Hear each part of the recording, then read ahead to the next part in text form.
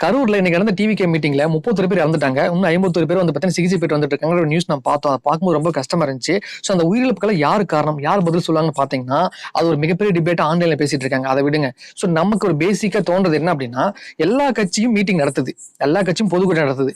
அவங்களுக்கெல்லாம் வந்து பார்த்தீங்கன்னா, எந்த ஒரு நிபந்தனையும் இல்லாம, அந்த நிபந்தனை இருக்கும் இருந்தாலுமே கூட வந்து பார்த்தீங்கன்னா, அந்த கை இப்படி தூக்கக்கூடாது அப்படின்ற நிபந்தனை எல்லாம் போடல. ஆனா அவங்களுக்கெல்லாம் வந்து பார்த்தீங்கன்னா, நிபந்தனையே இல்லாம வந்து பர்மிஷன் தரீங்க. ஸோ டிவிகே வந்து நடத்துது அப்படின்னு வச்சுக்கோங்களேன். அவங்க அந்த கட்சிக்கு சப்போர்ட் பண்ணி எல்லாம் பேசல. சோ அந்த கட்சி நடத்துதுன்னு வச்சுக்கோங்களேன். அந்த கட்சி ஒரு பர்மிஷன் கேட்கறாங்க. அந்த பர்மிஷன் குடுக்கல என்ன பிரச்சனை? அவங்களுக்கு தெளிவா தெரிஞ்சிருச்சு. எங்களுக்கு வந்து நெறைய கூட்டம் வரும் டிவிகேக்கு. அதனால வந்து எங்களுக்கு வேற ஒரு பிளேஸ், அதாவது நெறைய கூட்டம் கூடுற மாரி ஒரு பிளேஸ் வேணும்னு கேட்கறாங்க. ஆனா அதெல்லாம் தரமாட்டோம். நாங்க ஒண்ணு தரோம் அப்படின்னு சொல்லி எடுத்து தரீங்கல்ல. எதனால? இப்ப டிவிக்கு கேட்டபடி அந்த ஒரு இடத்த குடுத்திருந்து வச்சுக்கோங்களேன். இன்னைக்கு இத்தனை பேர் உயிரிழந்திருக்க மாட்டாங்க.